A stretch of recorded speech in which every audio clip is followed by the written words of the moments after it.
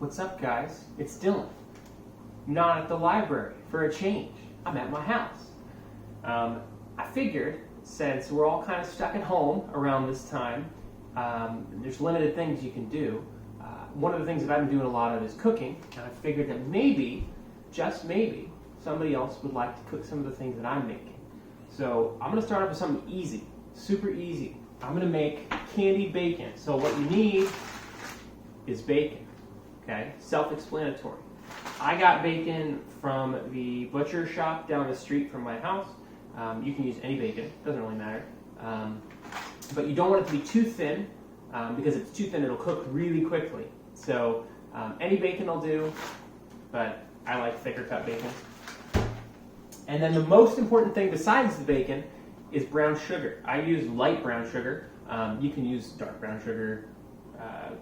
I guess that's the only kind, light and dark. I don't know. But I use light because it was cheap at Walmart. So I use about 2 tablespoons of that. So you can use as much or as little as you want. And then optional, you can have a spice of some sort. So I have regular bacon, I don't have pepper bacon, and I have black pepper that I'm going to put on mine.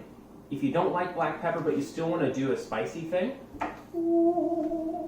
chili powder. You can do chili powder instead, or you can do both. You know, I'm not going to tell you how to live your life. You can do whatever you want. So, these are spoons. These are measuring spoons. In case you don't know what measuring spoons are. You don't have to use measuring spoons. If you don't have measuring spoons, I only have these because I got them as a wedding present. Before, I just used a spoon. So you can use a spoon if you want to measure out your brown sugar. Oh, and you also need a baking sheet lined with foil. And that's it. So, let's get started. Okay. Why are you so far away? Come closer.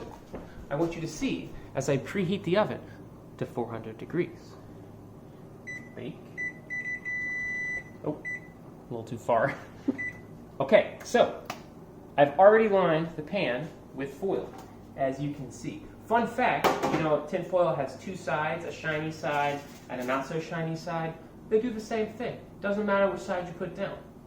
You can sleep a little easier at night. So, what I'm going to do first thing after that is wash your hands, okay? Not only because of the season and because of all the sickness, I can't say the actual thing or I might get taken down. I've been super strict about that. But I'm going to be handling raw meat. So regardless of what season it is, always wash your hands before you handle food. So I'm going to wash my hands and we'll be right back. You may be wondering, why is Dylan sitting this way? Well, I'm too tall. We can't seem to capture all of my head. So you'll just have to bear with me. Do not sit while making this thing. You don't have to. You can stand. So I washed my hands, dried them off. Now I'm going to take my bacon, handy dandy, wrapped up bacon, and I'm going to start putting it on the baking sheet. So we want it in a single layer on the baking sheet. Now this is actually kind of hard sitting down, but I'm going to do my best. And you want to give the bacon a little bit of space. So I have a pound. You don't necessarily need a pound. You can use whatever. So bacon. You're going to place it down on the baking sheet in a single layer and give each slice a little bit of space in between the last one. And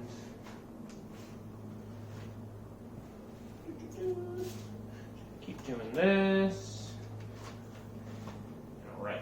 So it looks like this sheet is only going to be able to have 6 slices of bacon, so that's okay. I'm not upset about it. Okay, before you go on to the next step, you're going to want to wash your hands again because you just touched raw meat.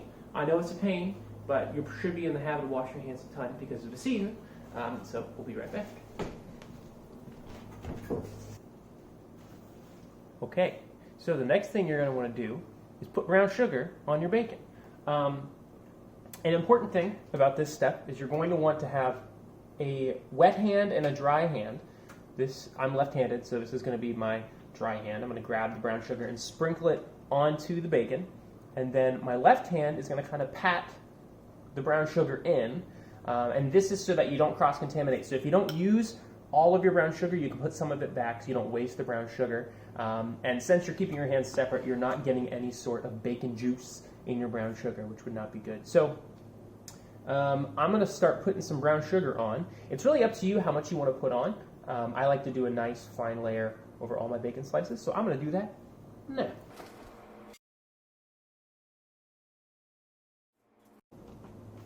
So now, let me get some of the brown sugar off my hand.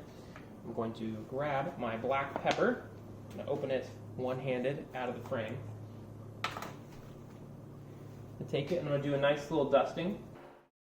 And that's all the prep work. So now we're just waiting 30 seconds for the oven to preheat. I'm going to wash my hands again. Once again, third time. Okay, so now the oven is preheated.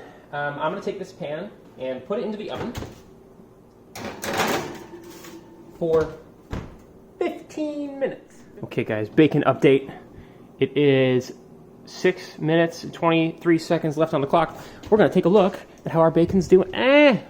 My glasses fogged up. Well, I can't see now. Okay, hang on, wait a minute. Okay, all right. So here is how it's looking. So you can see it started to cook. You can see the bacon started to caramelize. So I'm going to let this go back in the oven. Just wanted to show you a progress pic. Okay, cool.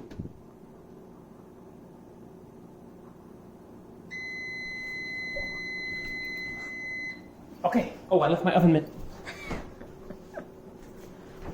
Okay, I'm back. Don't try to open the oven and grab the pan without the oven mitt. Okay, so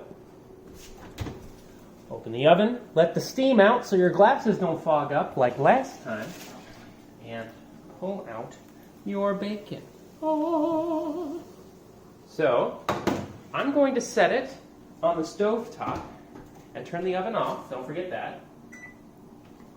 And then I'm going to grab a plate and plate up the bacon, and I'll see you in a second. Okay, the bacon is done. It is plated up. Oh. So, a couple things.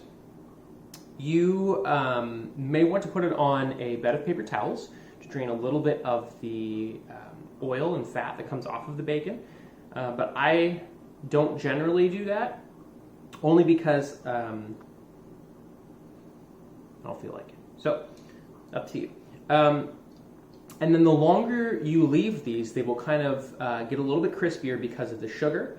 As it cools, the sugar will start to harden a little bit, so it'll be even crispier. You can let these go a little bit longer in the oven, longer than 15 minutes if you'd rather them be a little more done. But these are done, so I'm going to taste it, even though I already know what it tastes like. Am I really going to do this with a fork? Yes, I am, because it's really hot, because it just came out of the oven. All right? It's not as easy as it looks. I guess it doesn't really look easy. Candied bacon, taste test. Of course it's good. I knew it would be good. That's why I chose to make it. So, very rude to talk with your mouth full. I hope you guys enjoyed watching me make candied bacon. Hopefully you will be inspired to make it yourself. There's not too many ingredients, just 3. And I wish you best of luck. And hopefully I will see you next week with another recipe. Thank you and goodbye.